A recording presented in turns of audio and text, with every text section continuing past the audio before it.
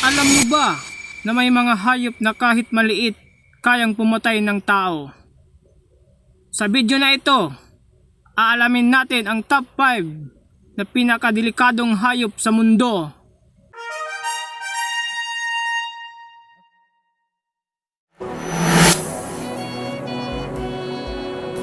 Ang una sa listahan natin sa ating number 5, ang box jellyfish. Isa ito sa pinakadelikadong hayop sa dagat.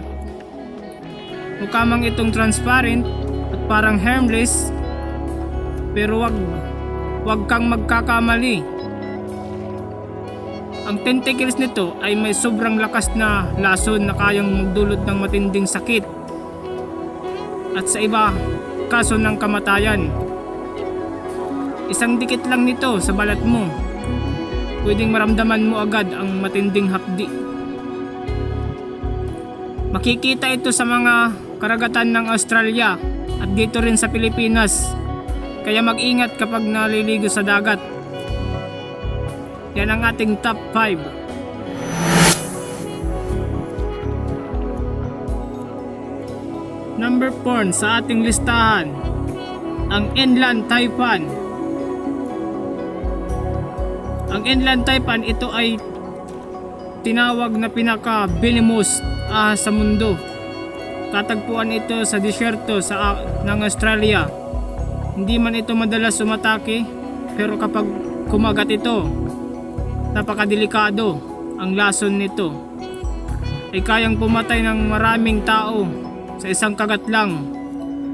Pero ang nakakagulat, isa rin ito sa mga ahas na mahiyain at umiiwas sa tao. Kaya kahit sobrang deadly nito, bihira lang talaga ang insidente, pero kapag nangyari, sobrang grabe.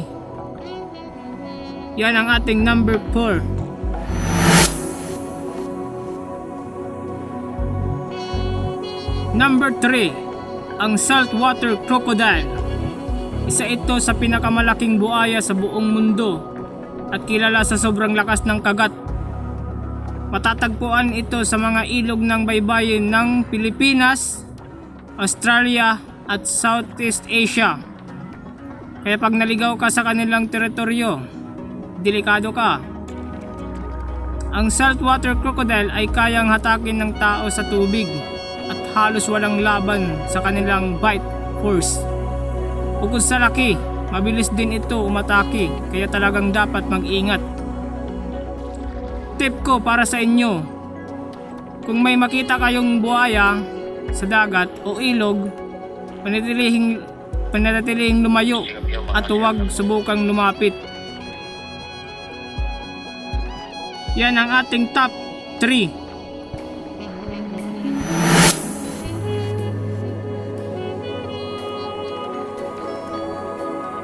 Number 2, ang mosquito.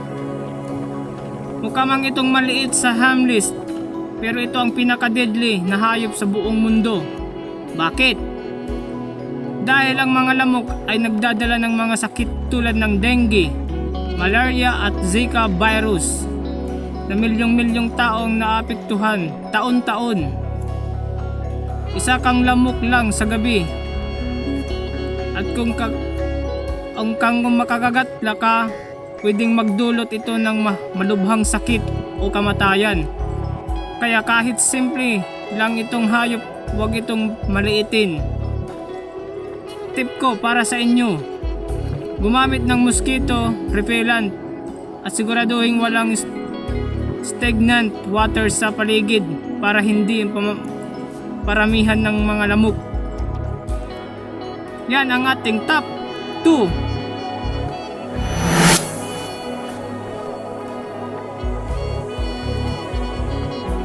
At ang muli sa ating listahan, ang number 1, ang conch snail. Mukha lang itong simpleng shell na makikita mo sa dagat, pero ito'y pala ang isa sa pinakadelikadong hayop sa mundo. Ang conch snail ay may taglay na malakas na lason. Gumagamit ito ng parang maliit na harpoon para tusukin ang mga biktima nito. Isang tusok lang pwedeng magdulot ng paralisa at kahit kamatayan sa tao. Ang pinaka nakakatakot, minsan halos wala kang mararamdaman sa simula. Pero ilang minuto lang, mawawala na ang galaw ng katawan mo. Kaya, tandaan, kapag may nakita kang magandang shell sa dagat, huwag mo itong bastahing pupulutin. Yan ang ating top 1. Balikan natin ang ating top 5 na pinakadelikadong hayop sa mundo. Number 5, box jellyfish. Number 4, inland taipan. Number 3, saltwater crocodile. Number 2, mosquito. At syempre, ang nating number 1, coin snail. Sa dami ng delikadong hayop, mapapansin ka talaga, hindi lahat ng maliit harmless. Kaya lagi tayong mag-ingat, lalo na sa kalikasan. Alin sa mga hayop na ito ang kinakatakutan mo? Comment mo sa baba. At huwag kalimutan mag-like at mag-subscribe para mas marami pang interesting videos. Bye!